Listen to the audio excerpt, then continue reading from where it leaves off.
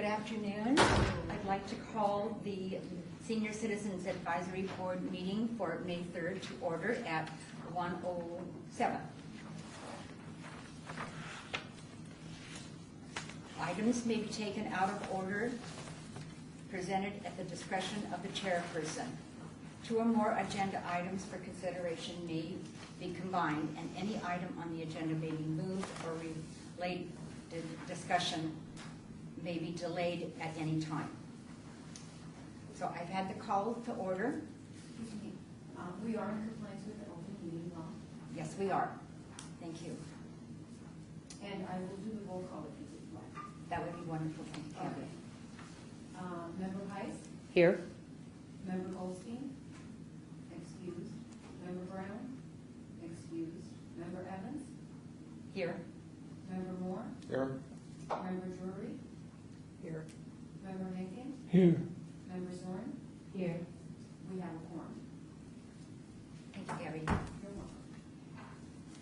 And the public comment during this portion of the agenda must be limited to matters on the agenda for action. If you wish to be heard, give your name for the record, the amount of discussion, as well as the amount of time any single speaker is allowed may be permitted.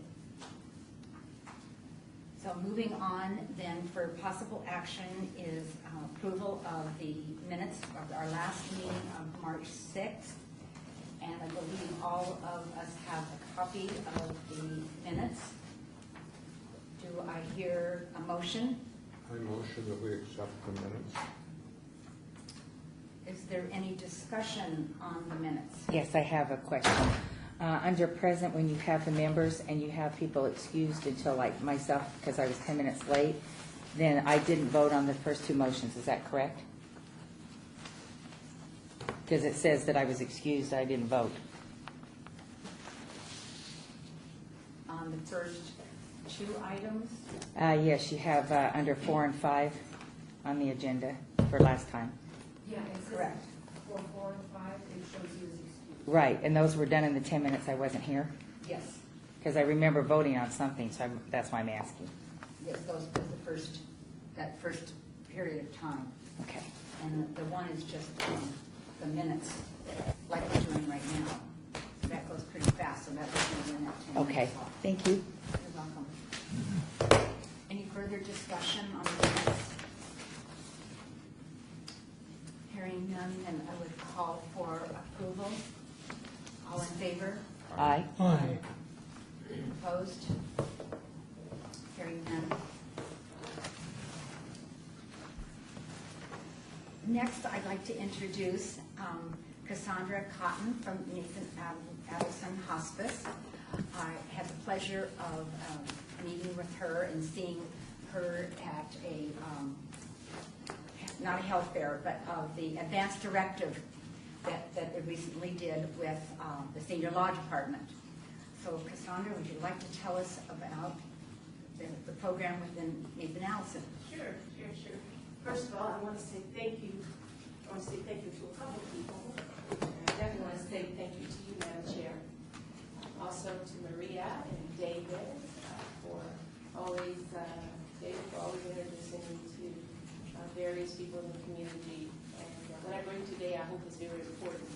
What I'm going to do, and I always say this as I start speaking, is that I'm going to practice my 3 B concept. That is to be good, be brief, and be going, so that you get to your business for today. I bring to some, I believe, and I would like to say, in terms of maybe introduction, I introduce to some and reintroduce to others the concept of the advanced directives and how important it is to complete an advanced directive, no matter the age. I have the opportunity to speak, of course, to the Senior Advisory Committee, but I believe that this information is important to all ages. I have seen where there are people who are young, of course, face critical time in terms of their health, and your family should know what your wishes are in terms of how you want to be treated, who you want to treat you, and do you want to be pain-free, and of course making those decisions for you when you cannot speak for yourself. And that is the information that I bring before you today. I would like to ask how many people in the room have done their advanced directives. mine, if I could, and I say this quite often, I would shrink it and wear it around my neck. That's how important it is that I had actually had the conversation and open dialogue with my family and friends, with my faith community. They actually know how I feel and what I want done. We don't have to go back and think about cases like Terry Schiavo, but let's do that for a minute. It was a tremendous and a very traumatic experience for the family. Was it not? For many of you that heard, it was very traumatic. It caused an extreme dynamics, which were not very positive dynamics, not only for the family, but for the people who cared for her as well. So, in saying that, there were many cases prior to Terry Schiavo. There was Karen Ann Quinlan. There were many others. And then there are some personal stories. I have one. And so for me, I'm very passionate about talking about advanced directives. I would like to introduce, and I believe the lovely chair, she has a copy of the 5 wishes, if you would hold that out really quick. I would love you to be there. There you go. I know that we have the Nevada State regulatories regarding this issue. We have Nevada State Pacific Advanced Directives that are available on the website. Also, there's a website. There's www.caringinfo.org, where you can actually go on that website and get state-specific advanced directives. Why state-specific? Because it does change. It changes from one border to the other in terms of your advanced directive and what those laws state regarding who you select to speak for you, and then what they deem the important reason, or what they deem why you can actually speak for someone, or the age, even age. And so it's important to get your state-specific advanced directives. It is also important that you be able to speak to family that are perhaps not in the state of Nevada. In Nevada, I know that quite a few people here, they're actually transplanted here. Their loved ones are someplace else.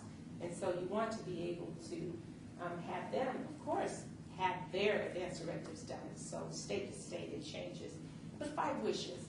5 wishes is a very, very simple, easy to read tool. It simply asks, it states 5 wishes. They're right there on the front of the brochure there, am I correct? Yes. So if you would read those real quick on that video. The person I want to make care decisions for me when I can't. The kind of medical treatment I want or don't want. How comfortable I want to be. How I want people to treat me. What I want my loved ones to know. Exactly. Here's an opportunity to sit down and write that out. Now I always talk about how proud I am to have written my own. I have. And I'm going to, it's as simple as it says. It says advanced directives. In other words, in advance, I'm telling people how I want to be treated, who I want to talk for me. The one thing that you don't want, and I can say this, and say it with much clarity and as much enthusiasm, to the point of how important it is that healthcare people are not making that decision for you. Okay. It's important. It really is. Do I say you write those things down and you put them in a closet and you never revisit them? No. I say you write out what you want, but every once in a while go and revisit your advanced directives. Guess what? Technology changes, does it not? We're making advancement in medical care each and every day. As I'm standing before you and you're here today, somebody out there is doing some research. There's some technology being designed in terms of healthcare. But I say this to you, it's important that you revisit that every once in a while, that you also, once you complete an advanced directive, that you also place it in the living room lockbox.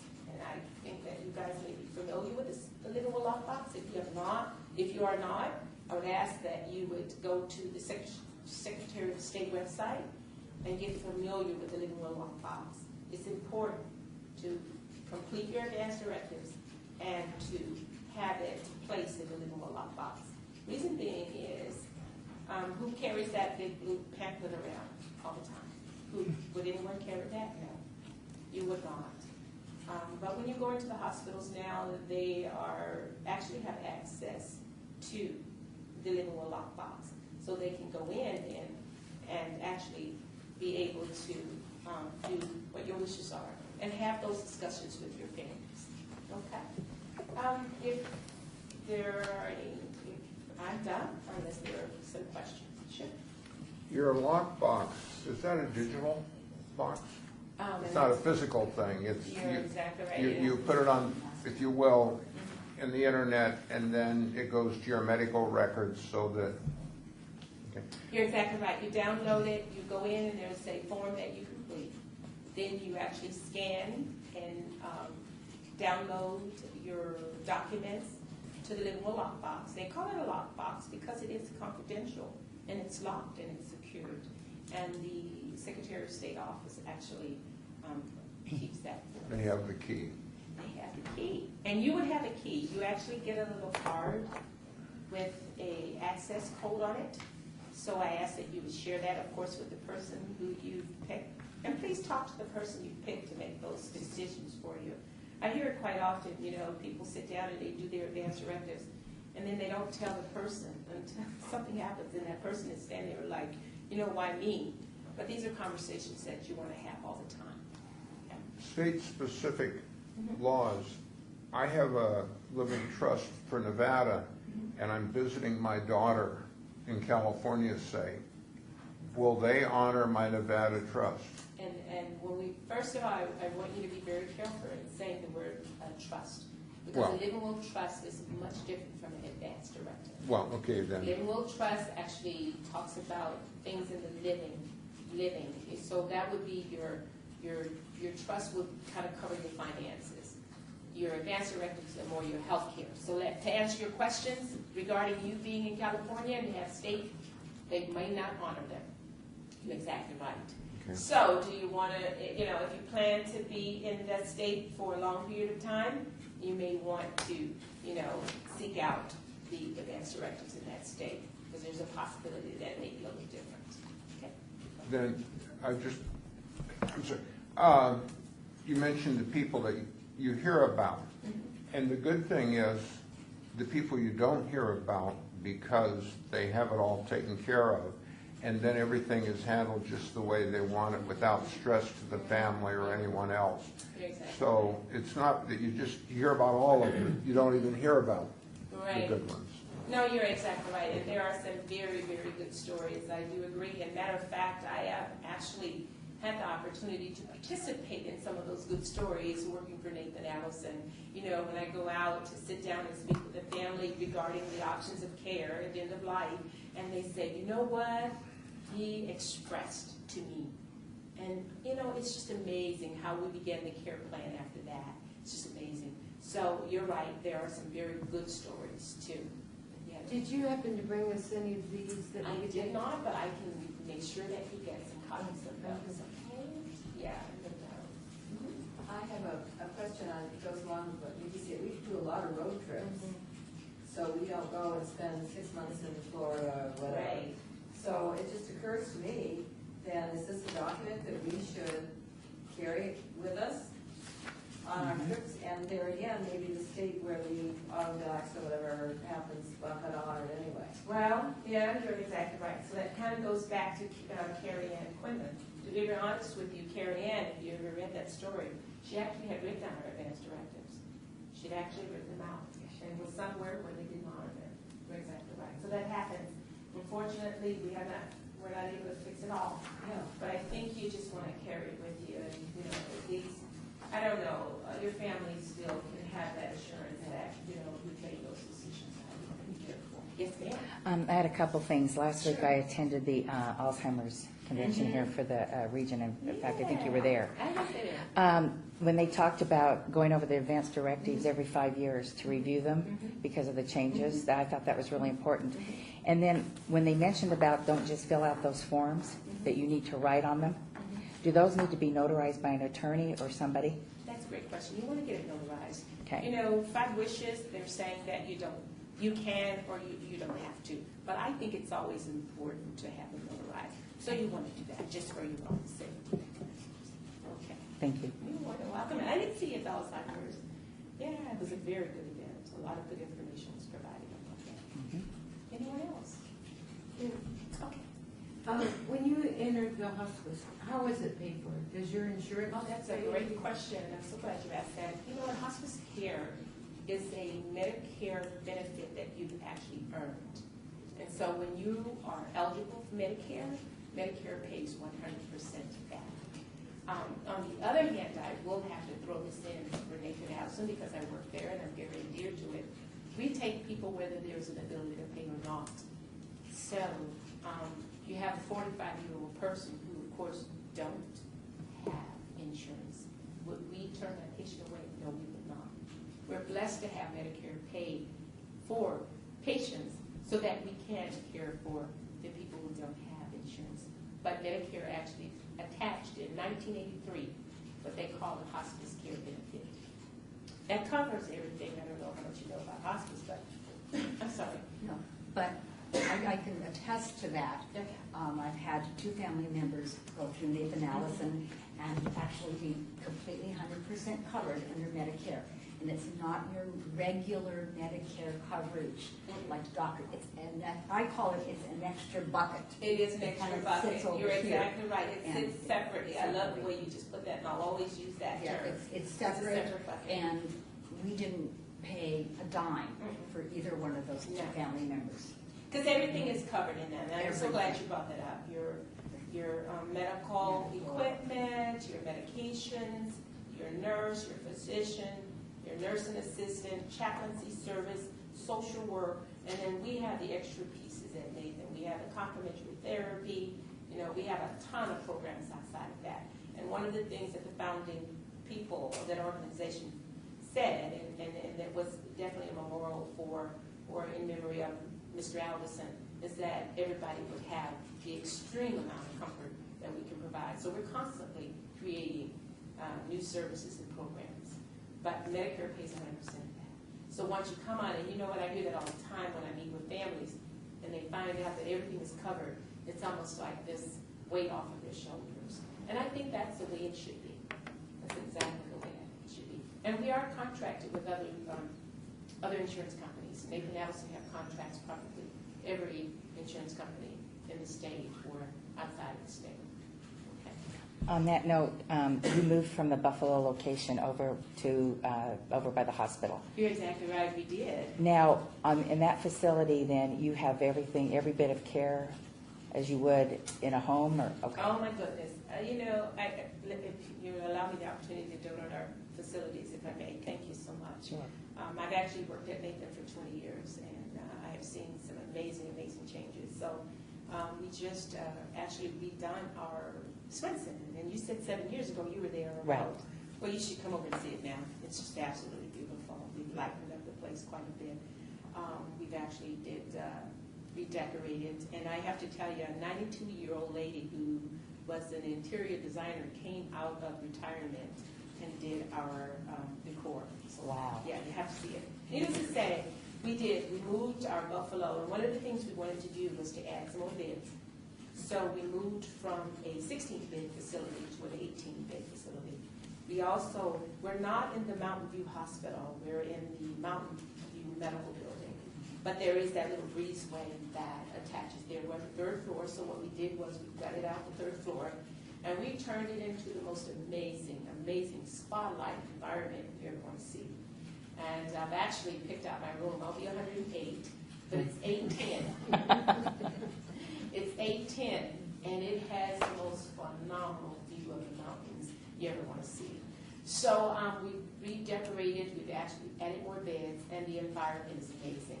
I do want to go back and say something that's just vitally important, and it's important to the Medicare reimbursement, that hospice is not a place. Now, we are blessed to have that place, but it is the philosophy more than anything. So in other words, we want to provide that care at home. And we really, in most cases, we have to, because Medicare says it's 2 different medicines when a patient is in our inpatient for too long and they're not at home. So our goal is to get you home with all of those amazing services. So we're gonna get you home with your medical equipment, your nurse comes out to visit, we even bring the pet therapy to you. We bring the complimentary therapy to you. So in other words, somebody will come to your house and give you a massage. Because Medicare says that we're not a residential, that we bring a person into our inpatient when it's absolutely necessary. In other words, there are things that we cannot accomplish at home. But we have such amazing, amazing nurses and staff. We work every day to ensure that the same care that we can provide in our inpatient, we can provide at home as well. The idea is to get people home so they're surrounded by the things that they love. We've even brought some of the things that they love to our facility. The way our facility is set up at Swenson is that there are patios and they're private. And I remember back, I'm going to say I started here in 92, so it had to have been probably around 1996 or so. We had a 21-year-old young lady who was dying, and she wanted to see her horse for one more time.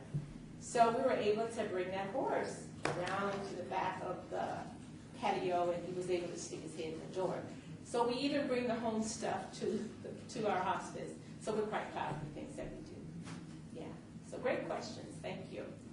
So I have one more. Thank you. Okay, from this information, how do you see us disseminating it into the community? I think What's that's the best way for us to do that?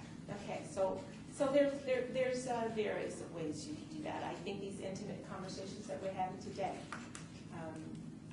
they're great, because oftentimes when it comes from you personally and your personal experiences, of course it helps. And you know what? And I want to tell you something. We even want to hear the bad things that went on too. So if there was something that wasn't so well, please let us know, because we're working on how to perfect ourselves every day. Also, though, it's in your senior groups. Whenever you're having senior events, you can invite us. We'd love to come out. I am a community outreach person, so I'm here, there, and everywhere. I go everywhere, under the bridge, across the bridge, and over the rainbow. I go everywhere. But, inviting us out to come and speak to your senior groups as you've actually done today. Coming out and taking tours, inviting people to come over. I always say, because people get so threatened by the word hospice, and they always think it's this place that's so gloomy and doomy. And then when they come over and see it, they go, oh my God, what an experience. And, they see that our nurses smile and that they laugh and that we have things for our children. We have a chaplain there and a chapel there. And so, I say that you invite your groups to come over. Anytime you'd like to have a group of people to come over, I'll have coffee and refreshments for you. So just give me a call. But yeah, it's just giving out the information. If I can drop off some 5 wishes to you, pamphlets. We have a one-sheeter that just gives the highlight of who pays, what we do, and so I can certainly get those to you. So it's, once again, it's these private settings and these opportunities to speak with the leaders such as yourselves. Well, thank you so much, Cassandra. It was a Oh, pleasure to have thank you. you. Thank you. Thank you. It really was a delight for me. Oh, thank Yeah. you. Thank you. That we're friends. We get to hug. Okay. All right. Thank you all. Thank you for having me. Thank you, Maria. All right.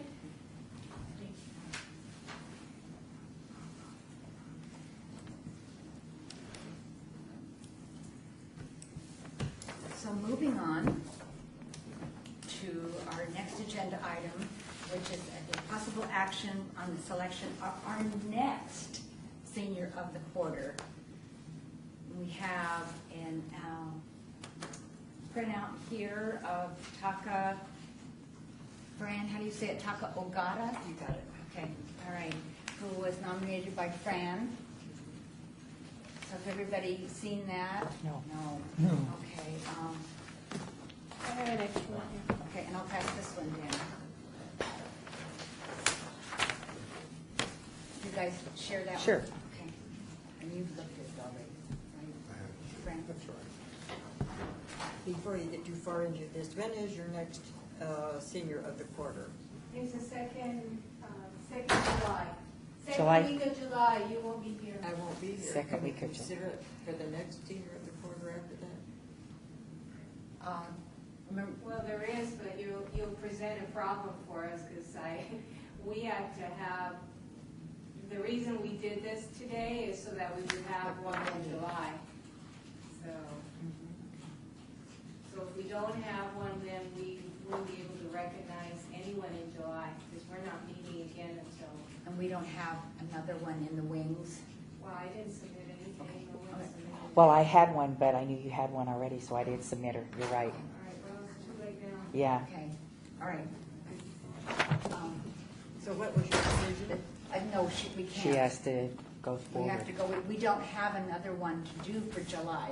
So if we don't do one in July, we don't have one at all. Okay, I'm not being argumentative, No. but did you say you had one, but you hadn't presented it? Well, no, because Maria said we already had one, so I Yeah, she didn't, didn't I write it didn't. up, so- Yeah, I didn't write it up because I didn't want it to conflict. Okay. I didn't want to look like it was a competitive thing. I was just gonna do it. I'll do it next time, so that's not a problem. I'm disappointed that I won't be here. Right. But I will We are not too. Be here. Yeah. But I am glad that you're going to go ahead and give this, or consider this for Mrs. Ogata, okay?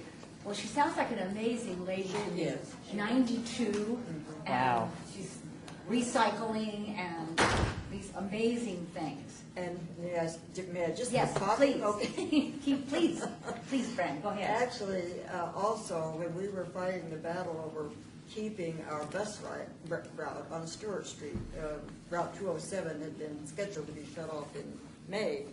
Taka was right there with us every step of the way. She attended the town meeting. She went with me to the council meetings and so forth and presented some problems, that she was facing. And let me tell you, she, like I said, she is an amazing lady. She was right there backing us up every step of the way. She was at the training, wasn't she? Pardon? What, didn't she come to the training, the disaster training? Yes, she I was did. gonna say, I thought I Probably remember. ask you Very more nice lady. questions. Yes, she could. So I'm really proud that you're going to go ahead and do her. I'm disappointed I'm not going to be here to do it, but I just want you to know, she is really deserving. I'm glad that you considered her. Thank you. Well, do I hear a motion? So moved? So, any further discussion? All right. All in favor of making Taka Agata the next senior of the quarter? Aye. Aye. Opposed? Okay. So then Maria will handle the background business, right?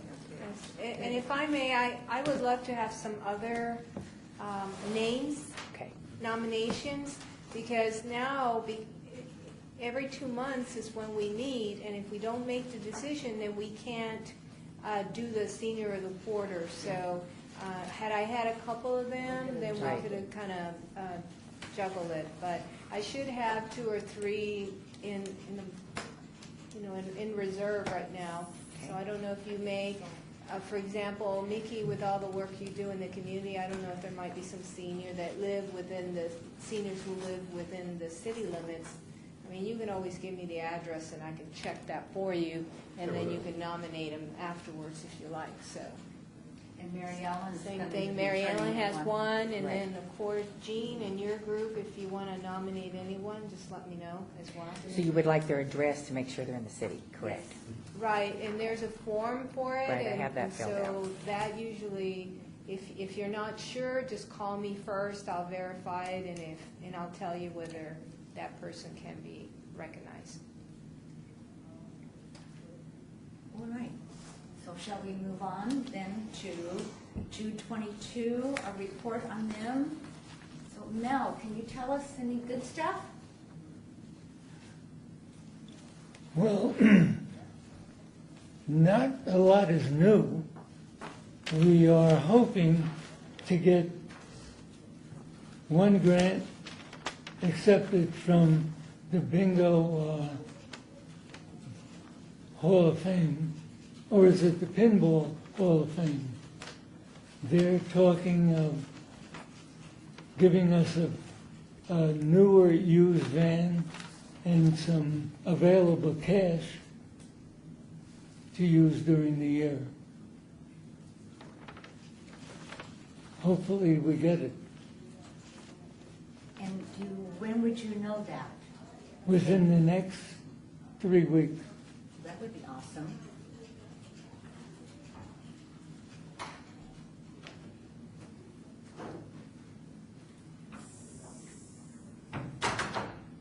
Currently, we're still operating from hand to mouth.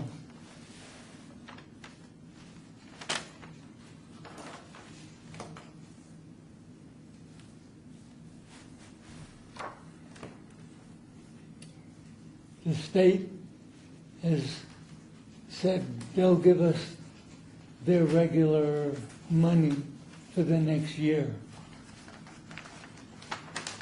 which really is not enough to operate with, but we've been doing it. We've been robbing Peter to pay Paul.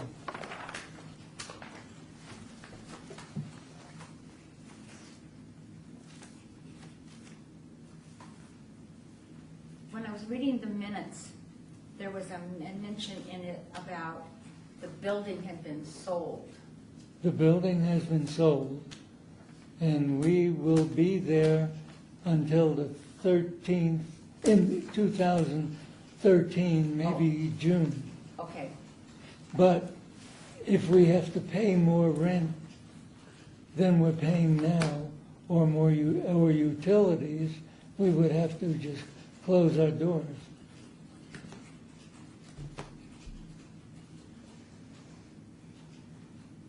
How much rent do we pay now? $260, $280 a month. But we don't pay for telephone or other utilities.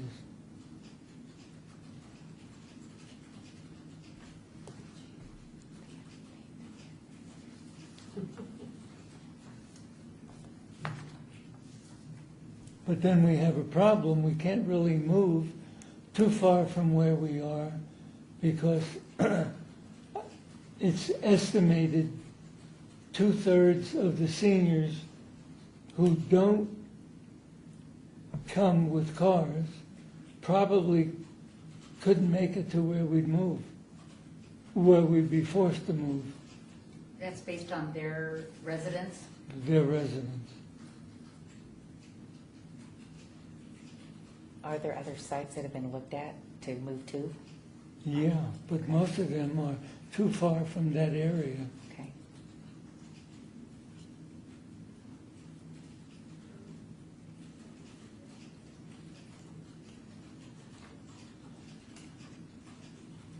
How many clients are you doing right now?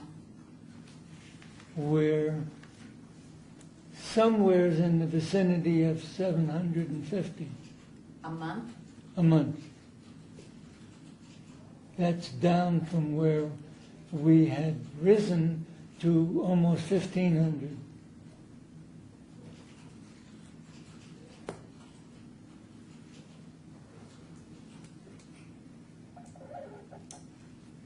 Well, Mel, where do you see us going? Well, there are many things going on. We're working with the state in trying to decide or estimate how many of our clients get food from other organizations.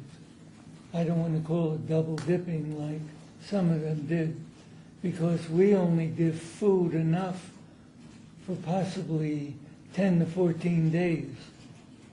And no one is giving food for a month. So I've been in discussion with 2 or 3 of the Catholic churches in the vicinity of Maryland Parkway and further out. 2 of them have offered their facility, but if we move there, many of the seniors will never be able to get there.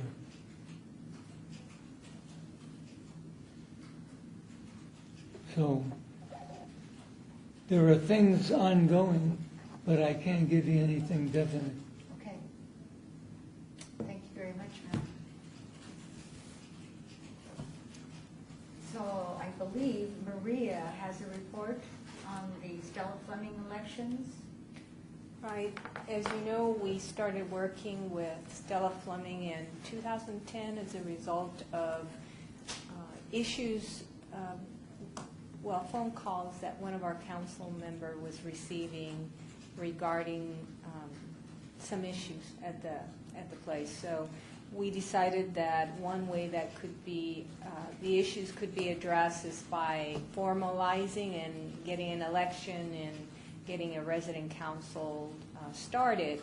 And so my involvement with with Stella Fleming has been ongoing since 2010, and we got them elected, then they would resign. We got them elected and trained, and then they would resign. And so we're on the third batch again of elections, and I'm hoping, in fact, that we can keep them for a little bit.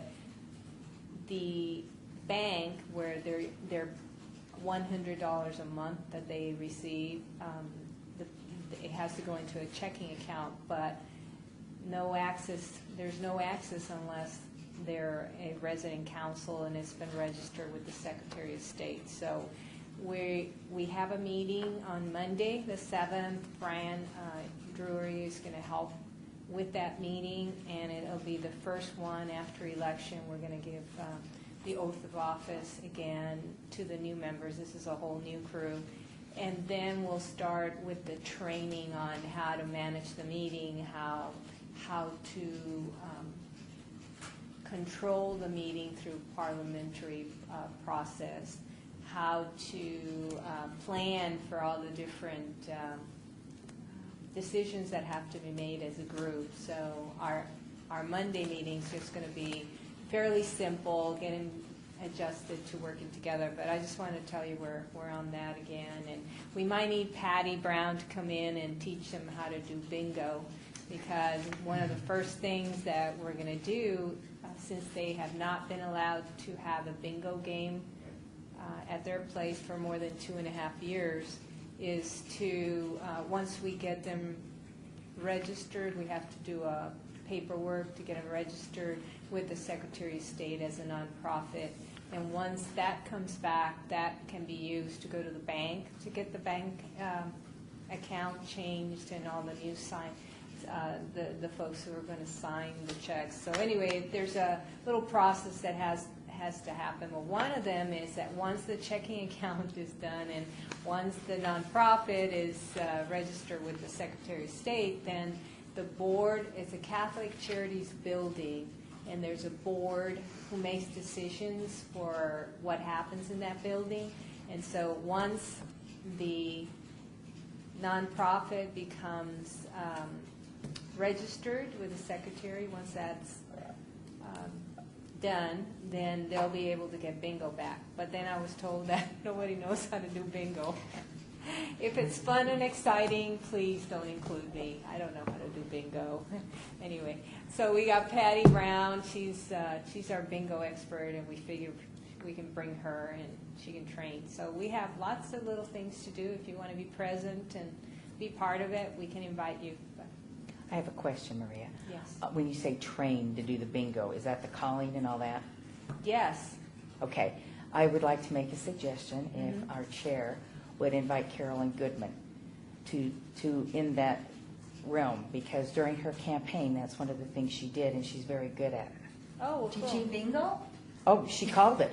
She called it. And she did an excellent job, and she was very energetic. She put a lot of fun into it, and I think that would be good to get her out in the community into that facility. All right, well, if I may then, whenever we get them trained first, Right. then we'll figure out, and maybe you could be the one that helps us schedule her, since it's your idea. Okay. And but let's work together, and Okay. let's get them trained and make sure that we have a resident council for 2 months. And that might bring some excitement, some other things. That Yeah. would be That's a fun great to bring idea. her over. I think it's Yeah. a great idea, and thank you so much. And then, of course, since you're her representative, she would come. I'm sure she would come for you. So that would be For us. really, For us, really, yes. really fun for Thank us. you. Yeah, thank you. are you going to want me, you asked me to get information on conducting a meeting. Are you going to want me to do something with that? If so, just let me know, but give me some lead time so I can plan it. How long do you need to know? Well, I'd like some lead time. My calendar is pretty full. And Like a week, 2 weeks, 3 weeks, a month?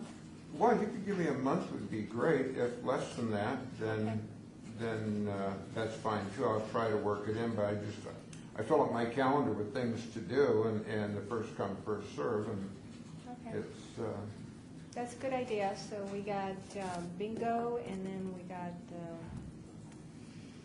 Robert's rules. yeah, managed meetings. Okay. it's a simplified Robert's rule. Yeah. All right, thank you. So that's my report, just to tell you that we're out there, and if you want to contribute like what you've done right now, give me ideas, and I'm ready to take it on, because I need help. So I need the help. next item, you want to just go on to the next one? Is that the healthcare? Decision- Yeah, that's the health decision day. Yeah. We partnered, the city and Nathan Adelson, we had state representatives, and we all partnered to the Senior Law Project, that was the main one, to discuss or to bring in the information that we just talked about, which is advanced directive. But there was a panel presentation, a panel discussion that took about an hour, and that was amazing. Everyone, even the vendors, the exhibitors that were there, we had about 35. During the presentation, they had to actually go to the stage and sit and listen to the presentation. And even though they were there sitting and you know, they weren't distributing their services or brochures, they absolutely loved it. So that was one aspect of the event that they really, really liked.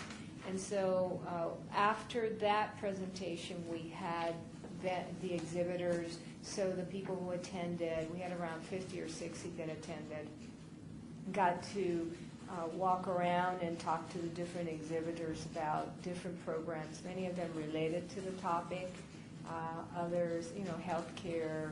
We had Humana, we had United Healthcare, Senior Dimensions.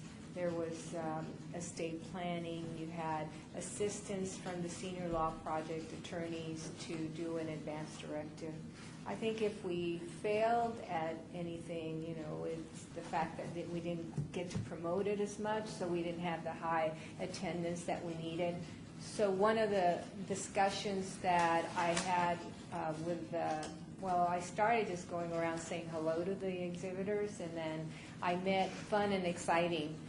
And Fun and Exciting were two ladies from two different attorneys, organizations, Palmer Group, and then Jeffrey Burr. You don't have to get. So anyway, they just felt that we could do a little bit better job with doing more fun things that would attract the seniors. And I told them that if they could come up with something fun, I would organize it, but I did need fun and exciting to be helped. So anyway, we're going to form a little team together, like a little committee, to discuss how we make it more attractive to have people attend these events. There are quite a few out there, so how do you distinguish yourself from what's being offered, especially when many of them, when they go to these events, and I've been to a lot of them where they pick up the brochures and then they tell you, they go home, they review them, and then they dump 90% of what they picked up. So what you want is to really have more of an effect on either changing behavior or getting them to take action on something. And so that's what we're looking at. Again, if that interests you to be part of that committee, then let me know.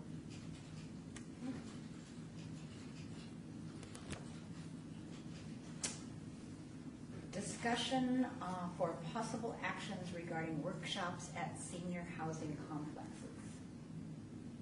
Is this when I bring up that idea that I've talked to both of you about, or do I wait? Okay, I wanted to make sure. Oh, I'm sorry, Fran. I had visited with Maria and Betty Evans about the possibility of discussing, it's very difficult for home health care, not the hospice scenario, but when you have PCAs come into your home. And from personal experiences that I've shared with both of them, I think that we as a Senior Citizen Advisory Board ought to be aware of the pros and cons that are out there with these numerous agencies, whether they're connected with the CHIPS program or they're private pay or whatever. There's a lot of issues at hand. There's a lot of incompetency, and there's a lot of problems that are going on. And I think that it would be nice if we had a forum of some sort to be able to discuss that and take some time to be able to address that, because the people that are getting the brunt end of that are the seniors. They're becoming victims. And if I didn't live with my mother, she may not even be alive. I'm not discussing abuse. I'm talking about negligence. I'm talking about people that come into your homes that say they do CPR that haven't the faintest idea. I've actually certified myself to go through as a PCA, and I sat in at a CPR class where 3 of the people that were there could not speak English, absolutely had no idea what the instructor was doing. 2 women slept through the class, and the other 4 of us paid attention. All of us were handed our CPR cards, and at the end of it, I went up to the gentleman that handed the cards, and I said, now, am I to understand that all of us are certified and we can go into homes and represent these companies that we're here for? And he said, yes. I said, what about the ladies that don't speak English, that couldn't get on the floor and participate, that had no idea how to do anything? What about the ladies that slept, that she kept having to wake up? He said, that's not my job, that's the agency's job. That's a problem. That's a serious problem in my mind.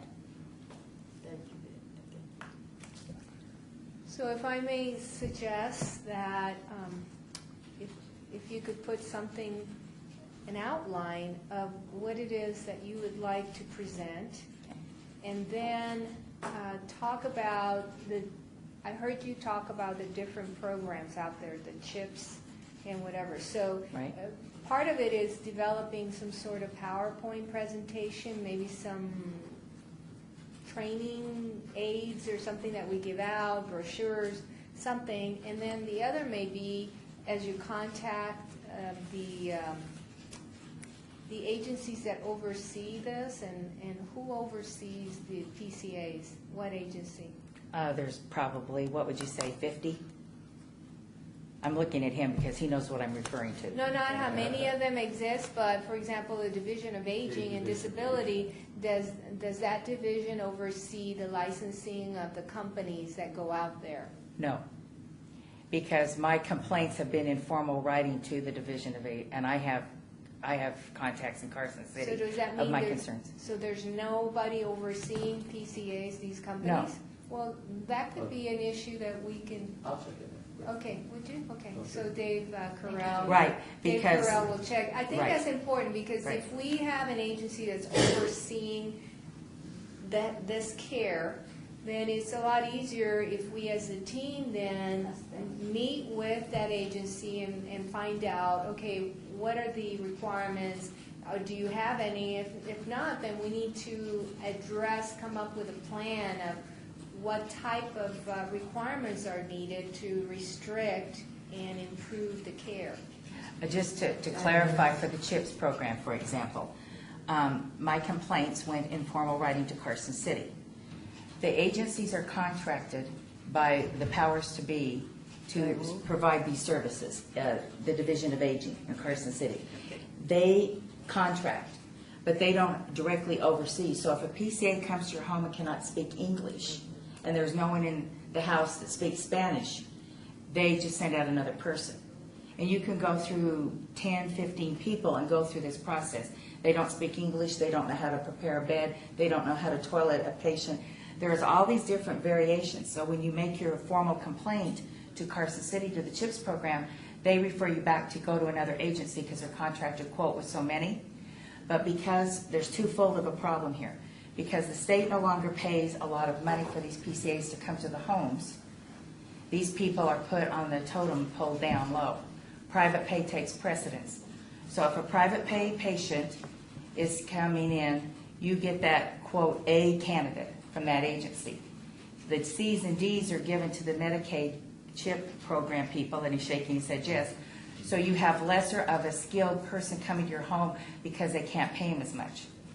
So, yes, they oversee it, but they don't oversee it, macromanage it, so you get the right care until you try all these agencies. And sometimes you can go through 10 of them and still have nobody in your home that can adequately care for the people. All right, so if I may summarize then, if Dave Carell can then find out for us a little bit about this issue, then the second thing we would need to do is build some sort of outline with information as to the different services available under what care, because you seem to have gone through quite a bit and trying to figure out who to bring to your home for your mom. The other person but we need to have something in writing. Correct. I believe. The other person that could be part of this dialogue would be Kathy McLean.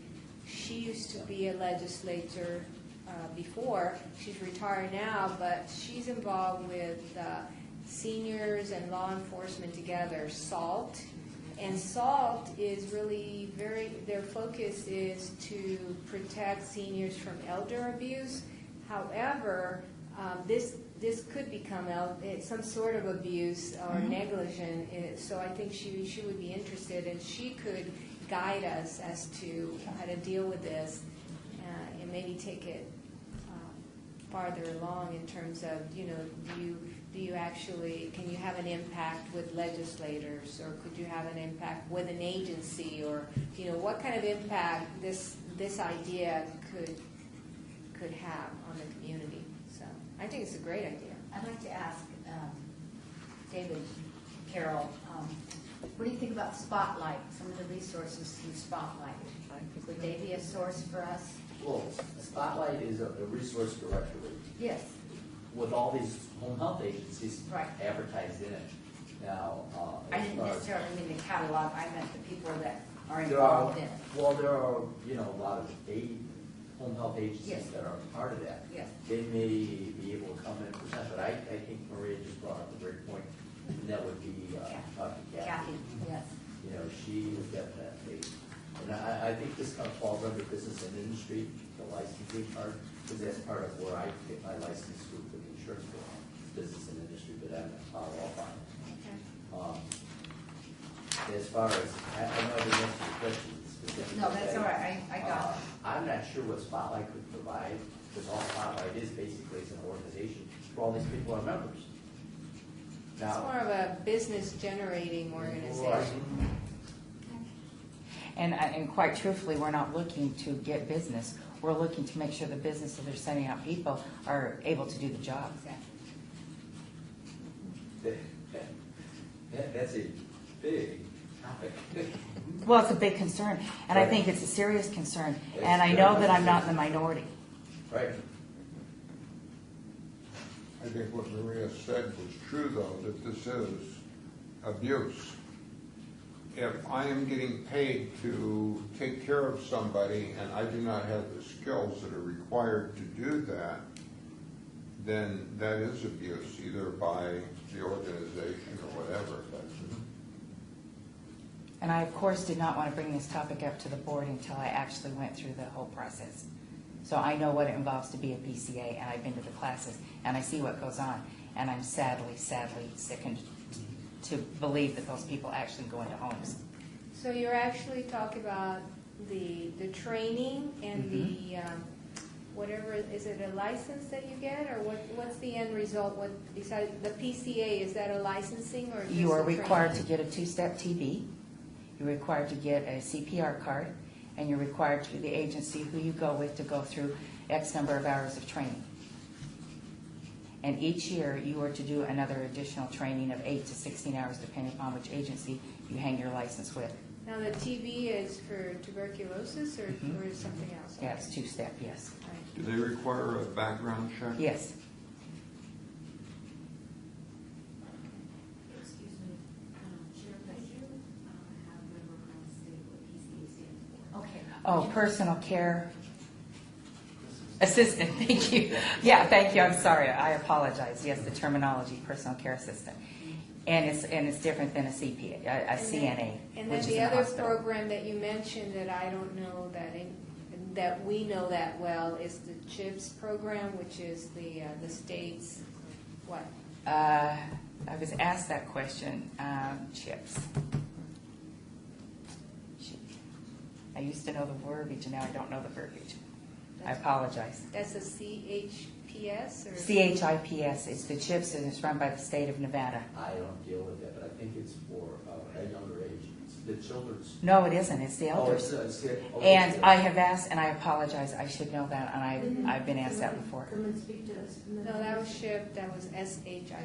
Right. CHIPS. That's why we're getting confused. Right. Sorry. We'll figure that out, we'll look it up for you. I will make sure I have that information. Do you want me to email you that? I apologize. Yes. Well, that's okay, because that's, a lot of it, we need to define it ourselves. Right. And then that way we can, and that's what you would do in the outline. You know, Okay. like, that's what I recommend, that you talk about, you know, what programs are available, and then based on your experience, what all of the processes and some of the gaps that exist, and the impact on the senior population. So, I think it's a great idea. Thank you. So, could I wrap that up and say that for our next meeting, that Mary Ellen's going to bring some information that she's found for us to work on that? Sure. Okay, and if you want, I'd be happy to help you. Thank you. All right. Fran also offered, so I mean, so Fran. I think that it would be great to have a team effort. Yes. And any input that, you know, and David, of course, whatever input you might have, because I think that this is not only just a concern, but as abuse and whatever we can do to move forward, that would be wonderful. Because I think the community needs to know. So, Madam Chair, if we proceed with this next, in July when we meet again? Or in June, when is it? It's July. I was going to look at the date. Oh, July 12th. July 12th, then I would recommend that a document, just a draft document, be created, and that you provide it to my office a good 10 days before we're supposed to meet, so that I can put it together as backup data for our agenda. Okay. Okay, so there will be a team working on this, and I'm going to rephrase this. That's fine. Fran, Mary Ellen, and I, and David. And we elected you. Well, we can call you. I mean, if you Yeah. can't meet with We want to us. use this as a resource. Right. All right. Because I think, because of conversations you and I've had, I think that would be important. Okay, and then Sylvia, you said you had Googled Well, it? I spoke to some, this said the word computers was the C, but it's for homebound and isolated person, and it's called CHIPS. So it might be care for homebound and isolated person. No, that's not it. No, it's a health improvement program. But I will get the proper word for it. Right. I apologize. I will get Can I it. ask a question? Sure. How does let's see, how am I going to put this? Like your mother, Yes. how did you contact these people? The to state come of, to your house? the state of Nevada provided me with a group of names, and the list consists of about 20 to 30 agencies. At first, I was naive, and I randomly had them come to my home. I had a girl that sat out on the patio and smoked and told my mother that it was no big deal to smoke, and she had no problems dealing with that issue. So then I got smart, and I thought, well, this is crazy. If I'm going to have these strangers in my home, I need to interview them. So I go through a very now intense interview process where I contact the manager of the agency, of one of these 20, 30 agencies, and I narrow it down to 3. And I have formal questions that I do. I work through the process of what they can and can't do. And then I bring the actual caregiver into my home. And I narrow that down to 2 or 3 people. But the state of Nevada for the CHIPS programs provides you agencies that you can only deal with. Unfortunately, in contacting some of these agencies, they're very vocal about telling you how the state of Nevada is very cheap, how they don't pay, how dealing with the state of Nevada, who they're supposedly contracted with, is worthless. And the whole thing became a very negative process, so I ended up having to go to Carson City and make my contacts known, because I want Carson City to know that these people that they've contracted with really aren't doing these services and don't really have a good feel or verbiage about their companies. And so far, they're still on the list. So those people are still being sent to homes.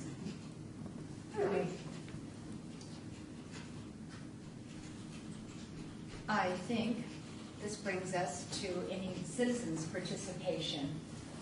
So since we have Ed in the room, did you have something that you wanted to share? No, All I right. think it's just nice. Thank you. Thank you for attending. For a while. Hold on, I just saw you yesterday, so. Yeah. Excuse me. Yes. Ed Jost, I started to say. city employee. He's a Thank manager. you. Jost. J-O-S-T. You could just put Maria's boss. All right. All right, any, Madam Chair, I'd like to make a few comments. My name is Dave Carroll, for the record, and I'd like to actually comment on the National Healthcare Decisions Day that one of the people here was co-chair for, and that was Maria, of course, along with Cassandra. I've been a participant in that event for the last 2 years. Unfortunately, this year it seemed like the turnout was a lot less than it was the year before. That can be attributed to any number of factors, but in addressing the committee today here, there's a great opportunity for the committee and the advisory board to actually take the message that comes out of that, and that is the 5 wishes, and maybe bring it down to a grassroots situation by taking it out in the community and taking it to different events. Because it seems like, in my experience within the Valley of Las Vegas here, that people only tend to participate in things when you actually almost get on top of them to do that. Meaning taking something as great as an event like that and taking it back into the community rather than holding it at one specific location and having people follow through. So I'd like to offer the opportunity to the advisory board here and I'd like to challenge every member of the advisory board here to come up with a plan to where you can take something as simple as that and take it into the community level and help get some feedback on that and bring it as a service into the community level. that certainly is a big challenge. Do you have a comment? Well, yes, I wondered if we have in the past ever presented something like this at the senior citizens' homes, centers, at some of the meetings that we've had with them. I know that we have mentioned it when we've been out to some of the housing, such as I know Patty would attest to this, where we've talked about and we've had the events where we had health issues, and there was always somebody there from the Senior Law Project to do advance directives. And we've actually said during discussions, how many of you have advance directives and how important it is. But maybe what David is saying is we need to take it out there and have a workshop. Sit down with them one-on-one.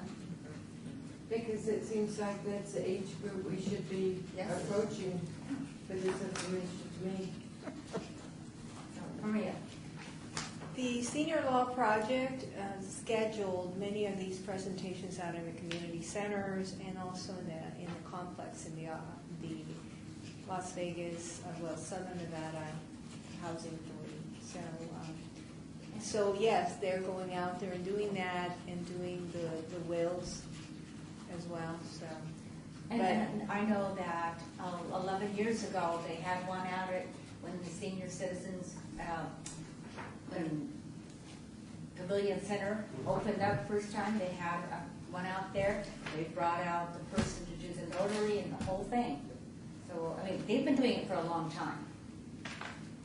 But it's something that needs to continue. Continuously, yes. Because you have new people. New and- people get over 60. Yeah. Over 60. well, Yes. if I may, if we're going to do something like that, then we would need to figure out what the requirements would be.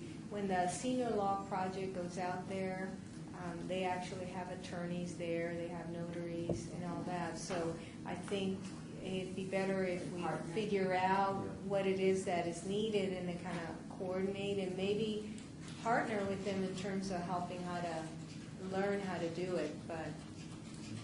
But that's a possibility, you know, I just wrote it down as a possible presentation. I also talked to Division of Aging for, getting some of the classes to go out as part of the workshops to the senior facilities. Could that be an adjunct to some other presentation where you were doing a presentation and you take 5 minutes at the end and cover the material, and then you have the pamphlets are there and they can be notarized while they're there? Are you asking me?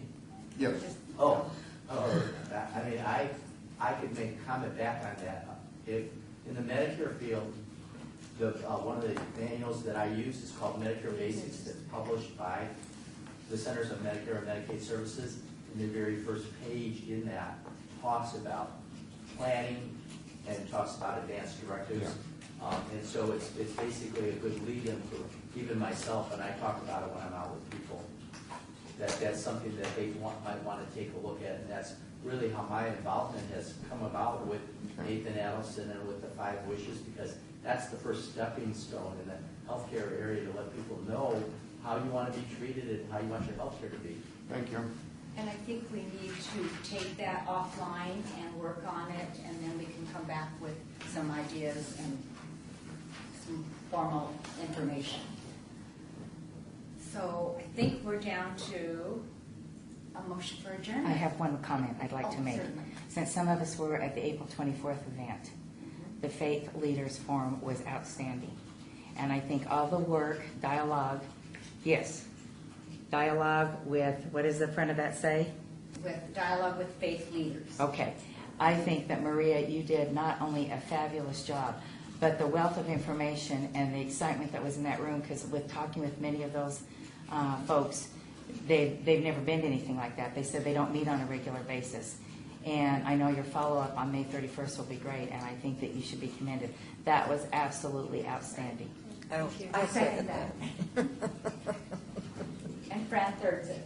So now, may I entertain a motion for adjournment? I make a motion that we adjourn the meeting. Thank you. All in favor? Aye. Aye. Aye.